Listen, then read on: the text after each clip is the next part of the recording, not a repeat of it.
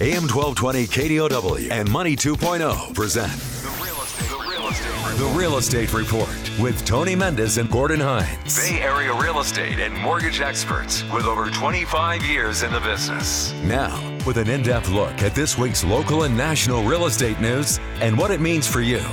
Your hosts, Tony Mendez and Gordon Hines. Another great day in the Bay Area. Welcome into the Real Estate Report. I'm Tony Mendez. And I'm Gordon Hines. A little smoke in the air. A lot of smoke in the air because of the weather. It's supposed to be very, very warm here in the East Bay. Very warm. I spent about 4 years in Panama, and all we smelled was grass fires all the time. So I walked out today out of the office, and I was like, oh, a little bit of Panamanian air. Panamanian air. Right. And the heat was there, too. So with that said, welcome into the Real Estate Report. It's call-in show, 800-516-1220, 800-516-1220. And you can call us about anything. We have a couple emails to go through, some interesting news. We're going to talk about some things that you can do to your house before you sell it to make money or not make money. What are the best renovations or repairs that you're going to do on your house? What else are we talking about, Gordon? What do you got? I got all kinds of things. I've got my favorite topic, which is this day in history. We always get to that at the latter part of the show. Hey, I got a great thing I just found for you. You heard of Godzilla versus King Kong, right? You heard of Battle of the Network Stars. There's a new battle that's been battling for the last year and a half. The battle for the #1 billionaire spot in the world between Bill Gates, Warren Buffett, and the king of Latin America retail sales. They've been battling back and forth. Bill Gates right now just took the lead, worth $85.1 billion, knocking his competitor down to $84.5 billion. Armancio Ortega is that Latin retail king, and they've been battling back and forth for the #1 billion in the world. It's a lot of pesos. A lot of pesos, a lot of dollars, a lot of everything. So there you have it. That's an angle that a lot of people get into commercial real estate. We talked to somebody last night who owns a motel in Reno. He decided to buy a property several years ago, and he says this thing is just fully booked all the time, to the point where he got so busy he had to hire someone to manage it. So there's all sorts of walks in life of the real estate that you can buy.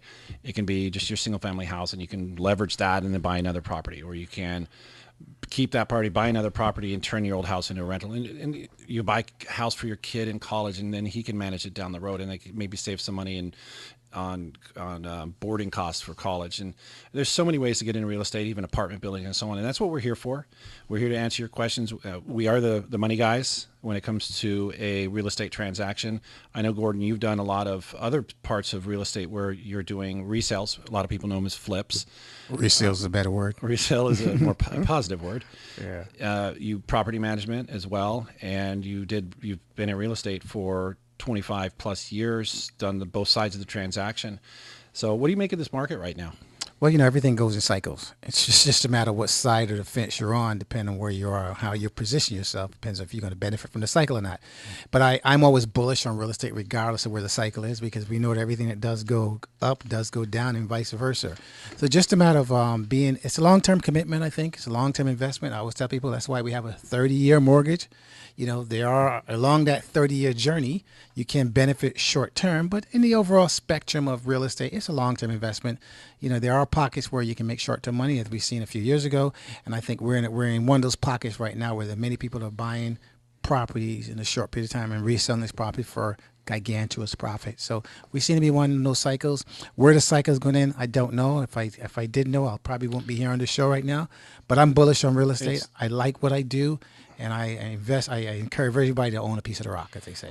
It's funny that you mentioned that, because we are going to talk a little bit about how you think this is going to end, or what's the catalyst to improve our market. A lot of people say we are an improving market, but when we have numbers like this, pending home sales are dropped again in July, according to National Association of Realtors, by 0.8%, and the index sits at 1.3% lower than last year. This is the fourth month out of 5 with a drop in pending home sales, and pending home sales are any homes that are in contract expected to close within 30, 60 days. Buyer traffic's not the problem, according to national associations. Traffic is even higher than it was last year. It's the supply. So when we talk about how it's going to end, how is it going to be just a hot market for the sellers, but we want a hot market for the buyers as well. Supply is down to 2.11 million. That's 9% lower than last year, and the number has fallen every month for the last 26 months. And Gordon, this has to be good news for owners, sellers, and landlords. Prices keep going up based on the demand, and people have to keep renting. High rents, totally different angle that we could take in this, but it all kind of leads to bad news for the buyers. It's creating a little bit more urgency, higher prices. You got to keep up with your down payment, more competition, which means more over asking price. And even just this morning, we got the call back from one of our clients, very well qualified, could easily go 10 to 20% over asking price on $1 million property, and he was beat out by what he calls a significantly higher offer from another buyer. The National Association of Realtors, they say the market is in holding patterns with little signs of breakthrough. California, they're posting the priciest and tightest market in the nation, with the Bay Area leading the pack. Home prices are still rising. Sales are low, which translates into low inventory. And what do you tell a buyer in this market? Do you tell them how do you tell them to prepare for this? How do you tell them to shop? How do you tell them to pick a realtor? How do you tell them to get their offer accepted? This is a tight market, and it's tough. Right after you just said, I encourage everybody to own a piece of the rock, and then we have really well-qualified buyers getting beat by other well-qualified buyers. Well, you mentioned a lot of things. The first thing I always tell people, if you understand the standard formula of economics, law of supply and demand, the less supply, the higher demand, the more prices are going to rise.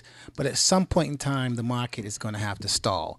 And what I mean by stall, meaning what they call DOM, days in the market. So if you have prices that are posted, and you don't get buyers because of, it's not that they don't want to buy, it's just that people aren't willing to pay the price you want to sell for, you'll see that property stay on the market for a little bit longer time, and sooner or later you'll see those price reductions coming, and you'll see the market kind of go into I won't say a tailspin, a slowdown as far as the appreciation is concerned, and then you'll see the market kind of cool off, and it gets a little cooler and cooler, and then you'll see more affordability come back in the market. The market will automatically correct itself. I don't think we need any false primers. We don't need any bad predictions. We don't need the gloomers and the boomers. There are people that are sitting waiting for the market to collapse. It's not a good thing. It will slow down, of course. As I said earlier, hopefully we won't have a hard crash. We'll have a soft landing. That's what I'm hoping for in this marketplace. It's not like a $42 bottle of water. No, or a case of water. That's what I saw. Where the demand is very, very high for something like that, and it's very sad to see that gougers are doing that. But personally, I think California, for buyers, it's going to get a little bit worse. California, the Bay Area, owners are sitting on an appreciating asset in one of what we would call the priciest market in the United States, which means their asset is appreciating more every year. Gordon, you have $1 million property that goes up 10%, you're getting $100,000. You have a $500,000 property, which could be their future retirement home, and that goes up 10%. That's only $50,000. So somebody holding on $1 million property that's seeing 5 to 10% appreciation, and another place where they might retire, and they're holding out. Rates are staying steady, so they're holding out for that other property, until their property keeps going up faster or in more dollar amounts than the other property, even though it's the same percentage. So how does it play out for the Bay Area? I think rates could be the catalyst in the nation, but where do the rates have to be? And we've talked about this before. A lot of economists think that rates can even go up as high as 5.5% before it affects our affordability. But I think before that even happens, the Bay Area would take a hit. Well, I read today the Fed that we should kind of bear for one more rate increase coming this year. If you go back to what our predictions and our thought process was early in the year, we figured the Fed is going to raise rates 4 times. I think there's one more plan for 2017. But we got to be careful because the housing market is the biggest market in the country. When the housing market goes, so do all facets and aspects of the economy that we can see right now. The stock market, everything is operating on full cylinders. But I don't think one increase or 2 more increases is going to make a difference as far as the housing market is concerned. You got to look at housing. You have to look at the whole piece. We got people that are living longer. There's a huge demand for housing. So when there's a huge demand for anything, you're going to see that cost effective go up. Just like you mentioned just now for the $42 case of water they're selling in Houston, there's a huge demand for it. So anytime there's a huge demand for it, you're going to see that price gouging or whatever you want to call it be affecting the market. There's a poll by Reuters saying that a low inventory and low rates will continue to push prices higher by 10% nationally by the end of 2018. And even Case-Shiller 20-city index shows their percentage at 5.7% year over year, about twice the rate of inflation and wage growth. Usually we see inflation and wage growth, push home prices. And, we had low rates for a while, and now it's inventory. So we went from a lot of inventory to not a lot of inventory. Better credit scores, loosening guidelines on lenders. All the inventory got snapped up, and then home prices started getting it. Now it's all about home prices going up because of inventory. And as we talked earlier, hopefully in this marketplace right now, we have what we call QM, qualified mortgages. Most of the people now that have bought homes within the last 3 to 4 years have been qualified to make these purchases. The old, lottery loans were gone. So that's what we said earlier.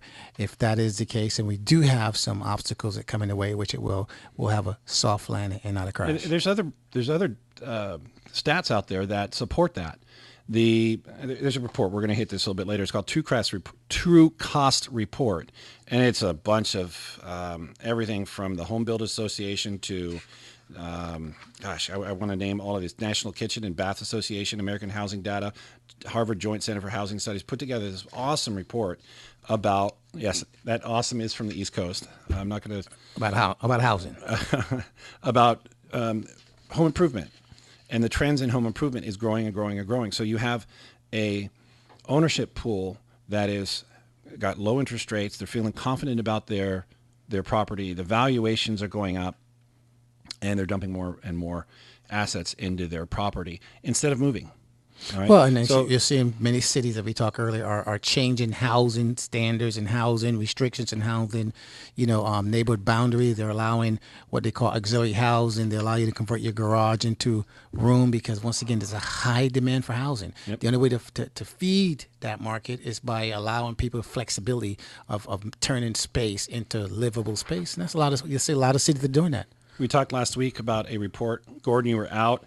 But there was a report by Adam Data Solutions that used to be Realty Track study showing where people are moving in the third quarter of 2017. And they broke it down by city, by market area, and by counties, which I think is fantastic. Really fabulous report. If anybody wants a copy of this article, it's email me, Tony@BayAreaLoanSource.com.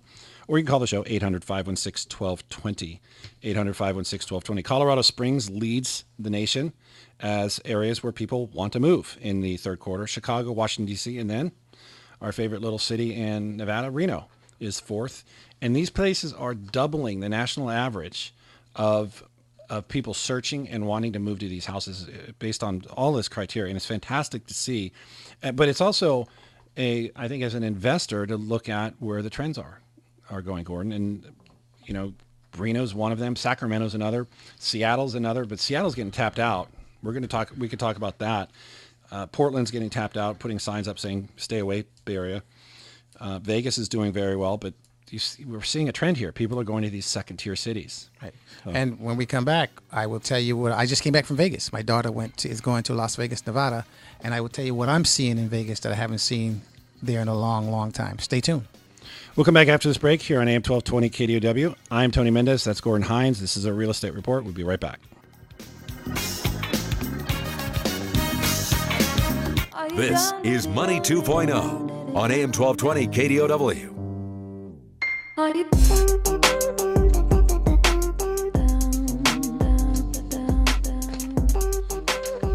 Welcome back into the Real Estate Report. I'm Tony Mendez. And I'm Gordon Hines. As long as rates keep going down, I'll keep playing this song. Rates went down just a little bit this week. Yeah, we're seeing rates that we haven't seen in a minute. It seems like the cycle's been bouncing up, but right now this week rates are very low. We even went back and looked at some loans that we couldn't do early in the year, but that were rate conscious, just making sure that we can hit those targets today. Yeah, it's 30-year fixed, 3.82%. Of course, that's a conforming, and that's the average. They really don't have a real rate because everybody's different. 15-year, 3.12%. 5-year ARM, 3.14%. Yearly lows goes back to November 2016. When rates went about half a point up right when Trump was elected. So those who thought they missed out on the opportunity last year or throughout the year, this is the best we've seen for 10 months. We love seeing your scenarios. You can send an email to Tony@BayAreaLoanSource.com, Tony@BayAreaLoanSource.com. And a typical scenario would look something like this. We got one from Elizabeth. She has a $1.25 million loan, 30-year fixed at 3.75. fantastic rate on a 30-year fixed, especially on a jumbo. But just like everybody else out there, she wants to know if she can get a little bit better. And she was thinking that any small movements in that rate for that loan size is going to save her some money. And that costs for jumbo loans have actually gone down. We talked about that not too long ago, that costs actually go down as your loan amount goes up, because there's, for example, 1% credit that the lender could give you on a $400,000 loan is only $4,000, but a 1% credit on a 1.25 is $12,500, and that's going to definitely give you a very, very low cost loan. So that's kind of how it works. But for Elizabeth, jumbo rates are pretty close right now to what she has, and just doing a regular refinance without paying any or cost or low cost may not make sense, because the payback period would be considerable, because she's only 2 years into this loan. But the other three options that she might have is, this is what we would talk about in a scenario, is you want to buy the rate down. That's one option. Keep a 30-year fixed, or maybe get a 7-year ARM and do a low-cost loan. And that rate could be easily 0.75% lower than what she has today, which would save her $400 or $500 a month. Or you can get a 7-year ARM, and you can even get it lower, maybe by a point, and that's $700-800 a month, and that starts adding up over an 84-month period. So these are some of the things that we're not going to sell it to you if it doesn't make sense. It may not make sense for her. They may want to stay in their house longer than 7 years, and an ARM doesn't make sense, and maybe they don't want to buy points, and payback period doesn't work. But those are the things that we go over. But when you have these rates like this, Gordon, you just said we're going back through the loans that we've done over the last 5 years and trying to show whether or not it makes sense. And sometimes it does, sometimes it doesn't. Maybe somebody's credit score went better, or got better. Maybe somebody had an FHA loan and they can get out of the mortgage insurance, or they have 2 loans and they want to wrap them all into one. So there's a lot of things that people can still do while they have that equity in their house, while the rates are low. Or, one of the strongest reasons why people refinance is cash out. As we talk in the show many times, the cheapest money you're going to get on in the marketplace is on your primary residence, house that you actually live in, occupy as your residence. So conservatively, people are looking to refinance, and if you can take cash out and keep your payment roughly around the same, or you can take cash out and get a benefit from that cash out, even another investment, or paying off some debts, or financing something else, there's always a benefit there. So there are many, many reasons why we refinance. One thing that we don't do, we don't recommend churning. As long as there's a valid reason behind refinancing, we're all for it. We're going to show you the features and benefits of it, and hopefully you're going to see the benefit, what we're trying to sell here. Everybody who has a mortgage right now knows what churning is. They just don't recognize it. And that's when, anytime you get something from your lender that says, we can refinance you, or from any other lender, we can refinance you, some of that is going to be churning. And they're trying to get you to refi. And it's actually illegal to do that, to churn, that is, without what they call benefit to borrower. So it doesn't always make sense. We follow the rules because we follow sensible rules. It has to make sense. Well, we're here long term. I think anybody that's in the game as long as we have, when you're long term, you do things for long term benefits. We have many, many customers that have been customers over the years, customers that come and gone and have come back. So that shows something of value when you can have a basis of longevity. So for all you singles out there, here are the top 10 cities. I like this little segment here. Top 10 cities for singles in the United States. If you're tired of being single in the Bay Area, or maybe it's just you're sick of living with somebody else, because that's kind of what singles have to do here in order to afford it. This is based on criteria: population of unmarried people, or cities with the population of unmarried people, population or percentage of people 20 to 34, using online dating, went dancing in the last 12 months, watched a romantic movie in the last 6 months, visited nightclubs and art galleries. And the top 10, starting at number 10, Moscow, Idaho. A lovely little city, ranked as one of the 2014's best college towns. And then Athens, Georgia. I want to finish this list because I think there's some singles out there that might need to find other singles. What do you think? Well, I don't know. I think we're going to put Match.com out of business if we continue to talk about singles. We're not in the business for that. But it's an interesting statistic. It's an interesting view of how the market is and how many the trends. That's where people are moving. Trends in the marketplace. Yeah. We'll come back after this break. I'm Tony Mendez. And I'm Gordon Hines. You can always reach us at BayAreaLoanSource.com or shoot us an email, Tony@BayAreaLoanSource.com or Gordon@BayAreaLoanSource.com. We'll come right back after this break here on AM 1220 KDOW. This is Money 2.0 on AM 1220 KDOW.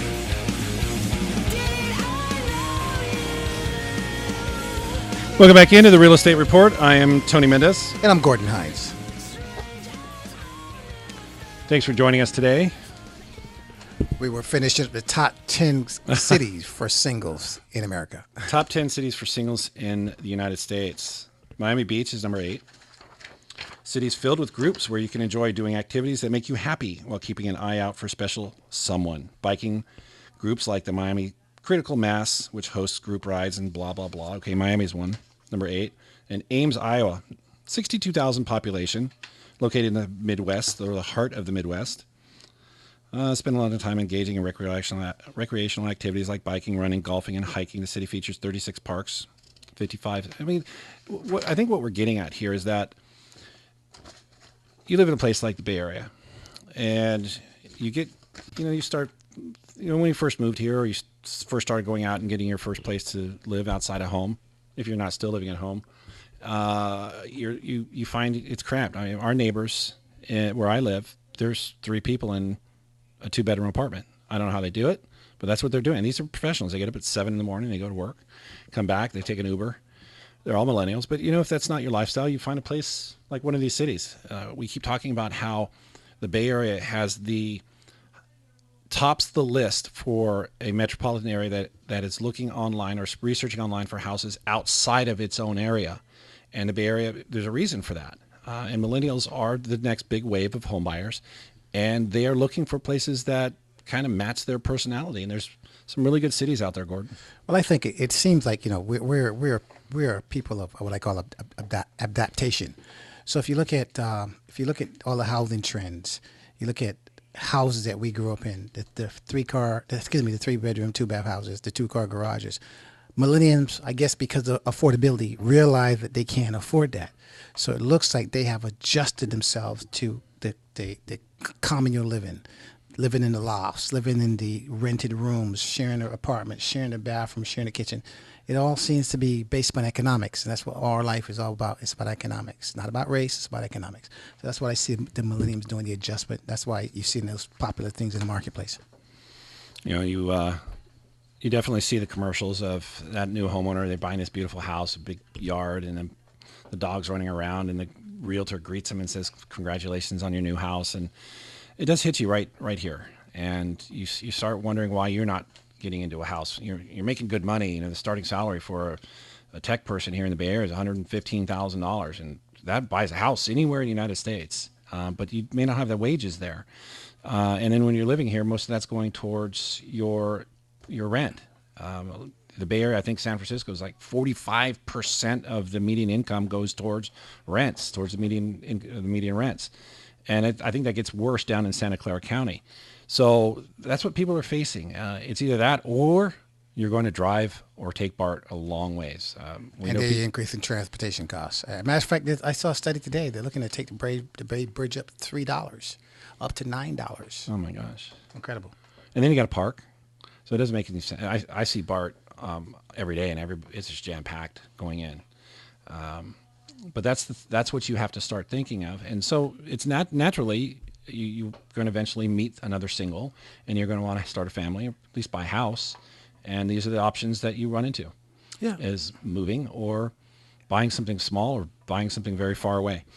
With that said, I want to get to this report, Gordon, about home improvement for those owners. And what it really comes down to is, as we're money guys, is where to get the money. And there's quite a few ways to get the money. You can get it from your house. You can get it from your credit card. You can get it from your savings. You can also get financing from the actual retailer. So there's quite a few ways. And we want to talk about what the trends are right now. And again, this is an indication that people are staying in their houses longer and longer and longer. And this is called a true cost report. And we are going to get into all of these findings and talk about what repairs make the most sense, what gets the most money, who's doing what parts of the nation are doing what, how old your house is. These things are fantastic. And another report that I hope if anybody wants it, they can shoot me an email, tony@bayarealoansource.com. With that said, we'll be right back. Call the show 800-516-1220, 800-516-1220. This is Tony Mendez and Gordon Hines of the Real Estate Report on KDOW.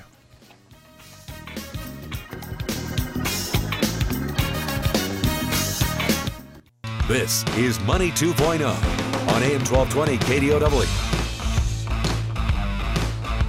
Welcome back into the Real Estate Report. I'm Tony Mendez. And I'm Gordon Hines. Gordon Hines, if you couldn't hear him. Top 10 cities for singles in the United States. Number 6 is Ypsilanti, Michigan. Number 5 is San Marcos, Texas, and Oxford, Mississippi. There's only 20,000 people live there. Wow. It's not a lot of singles. I would need a little bit more. How could that be a top 10 city? That's ridiculous. Yeah, but look, you got West Hollywood is third, and they only have a population of 35,000. Yeah, but they're right in the middle of a metropolitan metropolitan area. by. Yeah, but maybe Oxford. singles go there to do what they need. Maybe that's what people want. Okay, all right. We'll get the top 2 in the last segment. But with that said, home improvement is hot. How many T's do you want to put behind that, Gordon? Many. Some calling it the boom of the HGTV effect. I can kind of relate to that a bit. I get caught up in that every once in a while, like fixer-upper. And no matter what you call it, homeowners are spending more and more money this year over the last several years. Just it keeps building and building and building. Every day I turn the TV, there's a different version of that fix and flip, buy and flip programs. From everybody from grandma, grandpa to young people doing fix and flip, mothers and daughters, husband and wives. Interesting. Millennials and baby boomers are leading the charge. Baby boomers are doing more home projects, spending more money than any other group of homeowners, followed closely by millennials. Millennials tend to do it by yourself or DIY. Home project spending is up among millennials, but less than half report always hiring a professional to help complete the project. Age of the home and length of residence matters. Homeowners who lived in their house for less than 6 years spent the most on home improvement, followed by those who lived in their homes longer than 11 years, and homeowners who lived in their homes 6 to 10 years, they spend the least amount. Home improvement is gaining the most attraction in the West and the North. The West is, and there's a, map. Yeah, there's a map. Can you see the map, everyone? Thank you. What it comes down to is, and this is a trend that's following home prices and inventory. Inventory is low, and people are staying in their houses, whether they're locked into their house or they can't buy another house. That's kind of what that means. Or they don't want to move. They can because they can afford this low interest rate that they refinanced or purchased into, and they're going to do home improvement. What I find fascinating, Gordon, is that most of the people that buy home improvement, they're using cash. 80% of the people that are doing home improvement are using cash in their pocket to do these improvements. 20 of that 20% that's remaining, 45% use credit card. Other people use 17% use borrowed from retailer, and 22% use home equity lines of credits. And last on the list of 1%, people are using cash out refinances. Why do you think the cash out refinances is so low when that's probably the cheapest money out there? Well, first I'd like to say home improvement, as we talk, is as the late great Prince Rogers Nelson was. It was a sign of the times. So as you mentioned earlier, as people are staying in their homes longer, they want to make it more comfortable. They want to add all these different amenities and call it an improvement. The reason why I think that a lot of people are using cash is because if you go back in history, a lot of people got burnt on those equity lines, those seconds that are not real estate loans or consumer loans, and they found it out the hard way when they couldn't make payments and found out that these things didn't go away because of foreclosure. So I think a lot of people became very skeptical of that, and that's the reason why that, even though it's cheap money, that's the reason why it's so far down on the totem pole as far as attractiveness of options of monies when it comes to home improvement.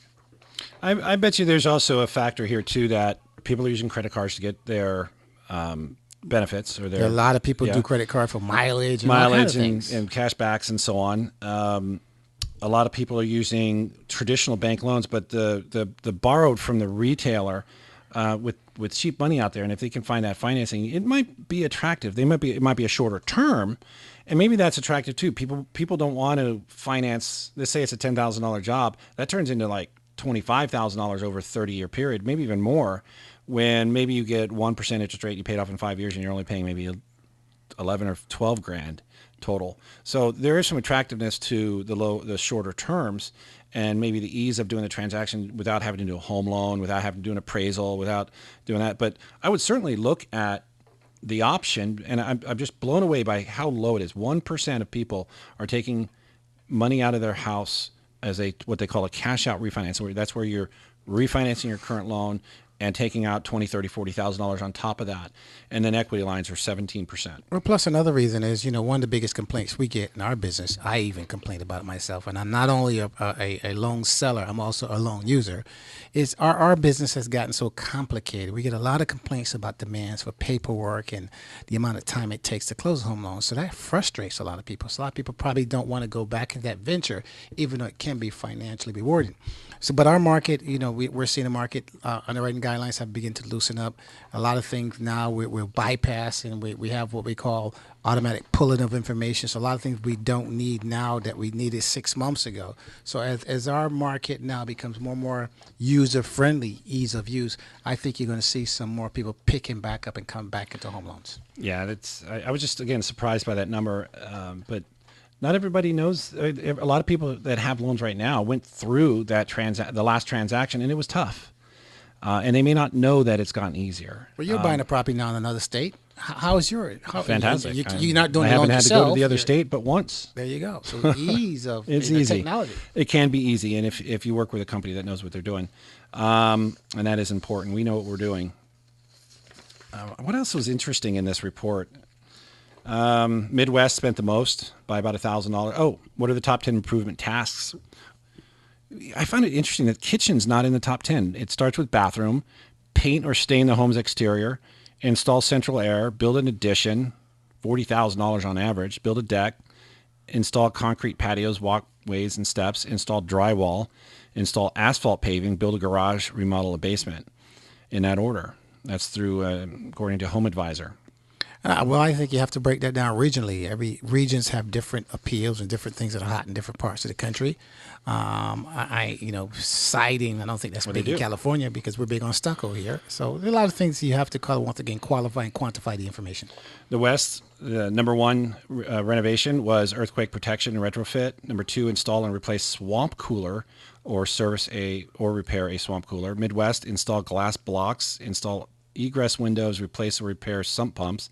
The Northeast, install a boiler, repair a boiler, or install a boiler furnace forced air combo. In the South, repair pools, install security systems, and repair security or storm shutters. So yeah, it is regional on what you're going to do. But kitchens aren't on here, which I thought was interesting. Well, everybody's eating out. That's why every time you turn around, in all neighborhoods, there's restaurants on every corner. People are spending money eating out, there you have fixing their shutters. Sign of the times. All right, we'll come back after this break here on AM 1220 KDOW. I'm Tony Mendez. And I'm Gordon Hines. And Gordon Hines. You can always reach us at BayAreaLoanSource.com or email us, Tony at BayAreaLoanSource.com or Gordon at BayAreaLoanSource. Or if you got a fax machine, fax us, 925-299-5395. Don't fax us. I'll lose my bet.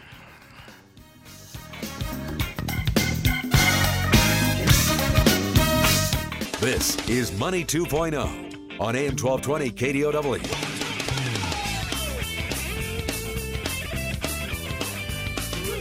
Welcome back into the Real Estate Report. I am Tony Mendez. And I'm Gordon Hines. Thanks for being with us today. You can always call the show 800-516-1220. Finishing off the top of the list for best cities in the United States for singles, men and women.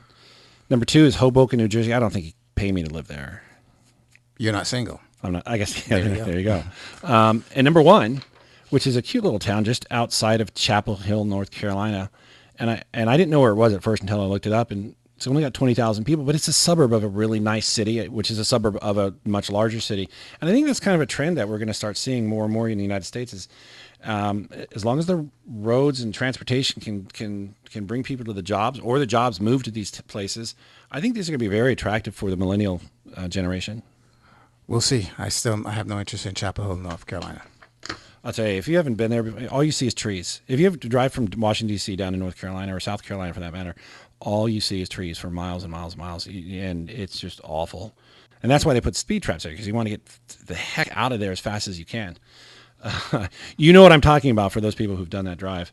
You can always email the show, Tony at BayAreaLoanSource.com. We did get an email from Mary, and she owns a house in the peninsula, owned it for many years. And this is kind of right on the theme, and it's kind of what really wanted me to start talking about home improvement and what people are doing. And she wants to do repairs on her house before she sells it. And she's wondering what repairs that she should do to get the most money. She wants to get better than dollar for dollar, basically. So if let's say it's $1 million property and she puts 20 grand into it, she wants to get 25 out of it or 30. She wants to sell it 1.2 or 1.025. She wants to get some money out of it. Does it make sense? Or should she just stick with the basics like the paint, the rugs, the landscaping? Well, there's many statistics that tells you what the ROI, return on investment, is in different improvements. I think kitchens is one of the highest. Kitchens and baths are one of the highest return on investments as far as costs going in versus benefit coming out. So, I mean, what she should do, of course, I'm not going to tell her what to do. I'm going to tell her, get a realtor in, get a professional realtor that knows what they're doing, have them come to the property. They can tell you what that particular market you're in, what people are attracted to. Even though kitchens and baths are the high list, it might not be in her neighborhood. Right. So I'm going to push or her she back might to the do something. professional. She might do something wrong and do something that's not characteristic to the neighborhood. She might, I'm going to push her back to the professional and let the professional in her neighborhood tell her what she should invest in as far as if she's looking to get better for dollar return on investment as far as improvements if she's trying to sell the property. 50% of the realtors that I talk to and I ask this question to, they say, I wouldn't do a thing. The other ones say, yeah, do a whole bunch of that. Some people, but the 50% that say they won't do anything to the house is because there's just no inventory. So why would you put money into it when people are going to spend the top dollar anyways? I'm glad you said that. I had a client the other day who fixed a house up to sell it. And he lived next door. He owned the house next door, so he fixed it up to sell it. And he said, Gordon, I was hurt because the new buyer came in and tore out all the stuff that I put in. I was mad. I said, well, you didn't own it anymore. I said, maybe that's the reason why they bought it, because the stuff you've done to it. He said, no, I wish they had given me back the material, or I never would have done it in the first place. Talk to your professionals. So that's always the best thing to do. But the realtor is really going to, and that goes back to, I mean, using a really good realtor and somebody who's been in that community for a long period of time. We work with a lot of really good realtors. We are open for giving referrals out for the realtors that we work with all across the whole Bay. But that just shows you that it's so important to know. That's just one question. And we didn't even get into the whole repairs and whether any of those other repairs make sense. That's what we have next week. We have to get into that next week. We'll get into it next week. Thanks for listening to the show. You can always go to our website, BayAreaLoanSource.com. You can email us, Tony@BayAreaLoanSource.com for any scenarios, or Gordon@BayAreaLoanSource.com. We'll come back next week. Thanks for joining us. Thank you.